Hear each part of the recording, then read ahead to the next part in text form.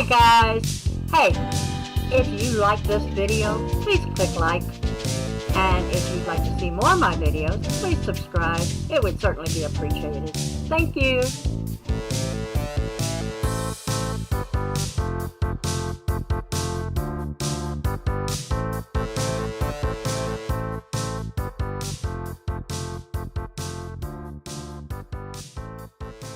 Hi everybody, it's Mama Edie.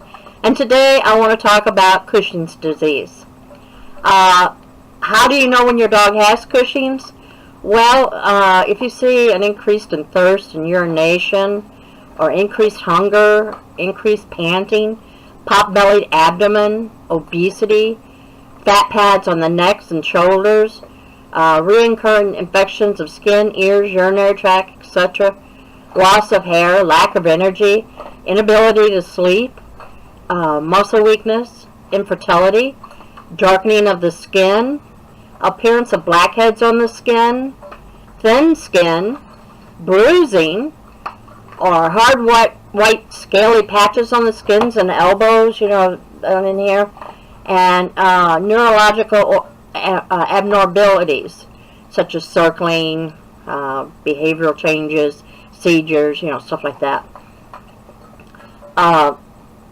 The diagnosis for Cushing's is based on the initial assessment. Your veterinarian suspects that Cushing's disease is a likely cause of a dog symptom. He or she will then run tests that are necessary to definitely diagnose the condition. The first test is often a urine cortisol creatinine ratio. If the test results are normal, then your dog probably does not have Cushing's disease. If your dog has a high urine ratio, then further testing is called for, since many conditions can lead to this result. The most common test used to diagnose Cushing's disease in dogs is the low-dose dexamethasone suppression test, which is also LDDS.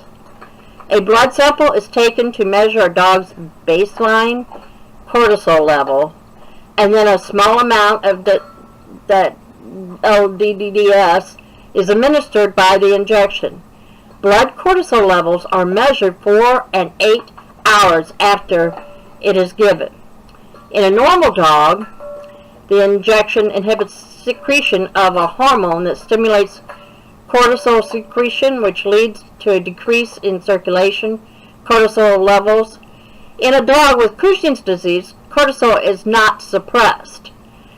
Unfortunately, no one diagnostic test is definite for Cushing's disease.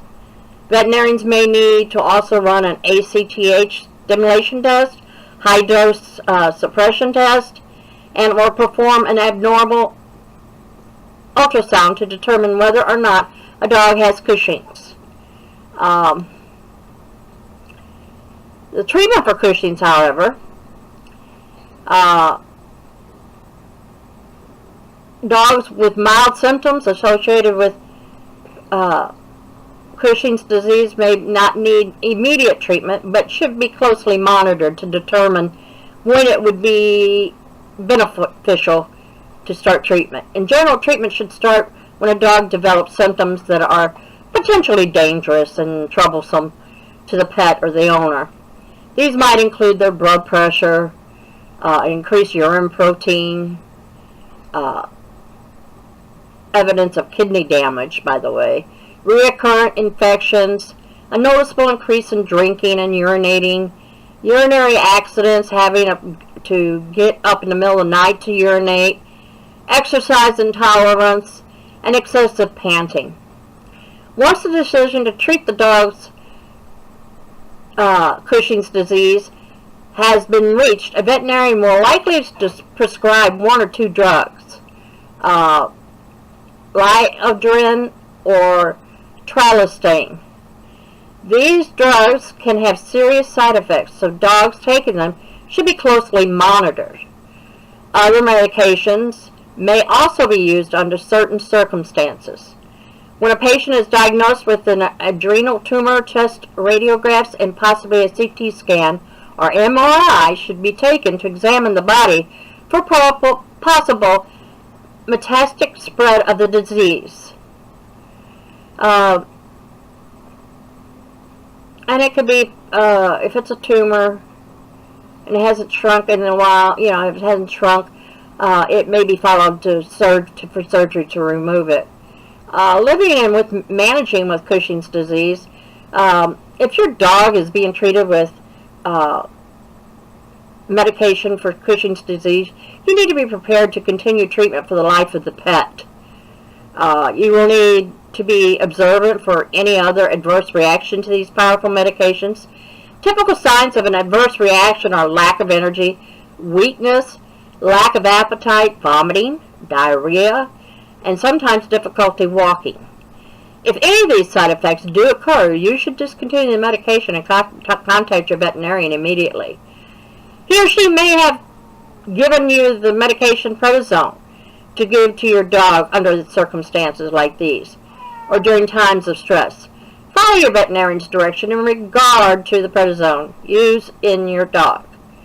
Your veterinarian will schedule regular follow-up visits to monitor for the adverse effect of Myotane or Triastane and make sure that your dog continues to receive an appropriate dose. Schedules vary, but you should be prepared to see your veterinarian several times a year once the maintenance phase of therapy has been reached. Successful removal of benign adrenal tumor that was responsible for the dog's Cushing disease should be curative, but if the tumor was malignant, the prognosis is more guarded. Pituitary gland, I know how to say that. That's kind of what you got to do with Cushing's. I've heard of it for years. I didn't know exactly what it was, so I looked it up. And so basically it's caused by benign or malignant tumors, and medication can help it, but it will be a lifelong medication, so be prepared for that. And I hope that helps somebody out there know what's wrong with their dog and to get the vet if it needs to be. I love you guys. I love my fur babies. And